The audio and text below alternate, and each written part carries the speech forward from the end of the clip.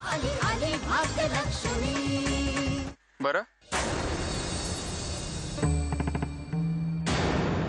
नाही नाही नाही, ते बिल तुम्ही मला पाठवा तिकडे आधी. हो काका? हो, कुठे होता तुम्ही इतके दिवस? किती शोधलं मी तुम्हाला माहितीये. मी यांना जेव्हा तुमच्याबद्दल सांगितलं तेव्हा यांना विश्वासच बसेना. आणि त्या दिवशी तुम्ही अचानक का निघून गेलात? अहो, हसताय काय? मी काहीही ऐकून घेणार नाही काका. खूप झालं आता. काय करता तुम्ही काका? कसं काशी? इकडे या. मी तुम्हाला सांगितलं तुम्ही भाऊ काका परत आलेत. हे बघा मी. भाऊ काका? भाऊ काका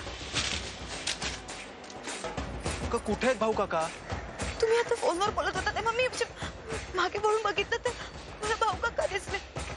हे दुसऱ्यांदा होतंय माझ्या बरोबर. मला काय झालंय का? तुला महिना 20,000 रुपये मिळतील. तू आमच्याकडे येऊन राहायचं आणि मी सांगेन तेच करायचं. तुम्ही कराल का सांगणार मला?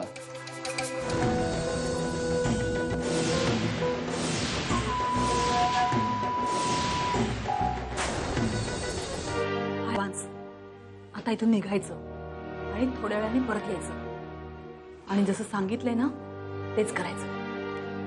घे निघ लवकर. सूर्याचं बापाजी, तुम्ही समाधी घेऊ नका अशी आमची विनंती आहे. अहो बाहेर अख्खा गाव लोटलाय. बापाजी तुम्ही निघून गेल्यानंतर आम्ही सगळे एकटे होऊ. आमचं काही चुकलं का?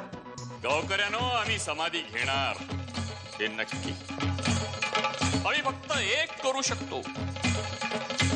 आम्ही समाधीत राहून सुद्धा तुमच्या भल्याचा विचार जरूर करू. पण त्यासाठी तुम्हाला आम्ही गेल्यानंतर रोज आमच्या पादुकांची सेवा करावी लागेल. पण बापाजी. नाही नाही, आता बाप्पाजी कुणाचं बी ऐकणार नाही तर. मला सारखं असं वाटतंय की एकाच वातावरणात राहून ना आपल्याला असं आदळल्यासारखं वाटू शकतं. सो मी असा विचार केलाय की मी आणि काशी आम्ही दोघं जण मिळून मुंबईला जाणार. इथल्या सगळ्या कामाचं काय? घर म्हणा कोण बघणार? कुठे पळून चाललाय घर आणि मळा? माफ करा पण तुम्ही काही महत्वाचं बोलताय का? नाही तसं असेल तर मी जातो. नाही काय नाही, बोल. काशी, काशी मला माफ कर. काशी मला माफ कर. काय करतोय? मला माफ कर. तुझ्या पायाला स्पर्श केला आता कसं एकदम प्रसन्न वाटते बघ. मी आज संपवणार आहे स्वतःला. मला कळलंय की या जगात माझा काही बी उपयोग नाही. या गेल्यावर कोणी माझ्यासाठी रडणार पण नाही. उलट एक पापी मेला म्हणून आनंद होणार आहे सगळ्यांना. वाईट वाटलं, वेडवाकडं बोललो, काही कामं नाही केली, मारामाऱ्या केल्या, लोकांच्या जीवावर उठलो. तर आता मला पश्चाताप होतो. खरंच पश्चाताप होतोय मला. पण आता लय उशीर झाला. राम प्रताप,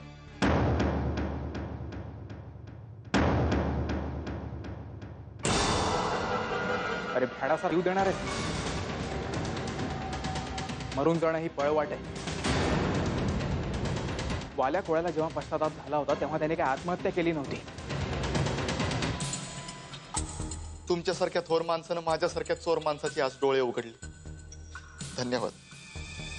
प्रताप, तू चुकीचा नाहीयेस हे तू अजूनही सिद्ध करू शकतोस. तुला आम्ही आजपासून आमच्याकडे कामावर ठेवलंय. प्रत्येकीला वाटत असतं आपला नवरा कर्तृत्ववान असावा, समध्याने त्याचं कौतुक करावं. इथं कौतिक राहिलं बाजूला, समधे गावातले शिव्याच देतात. पोरी पोरी तुझं नशीब खगं म्हणून असला नवरा तुला मिळाला. 7 जन्माचं राहू दे पण या जन्मात सुद्धा या.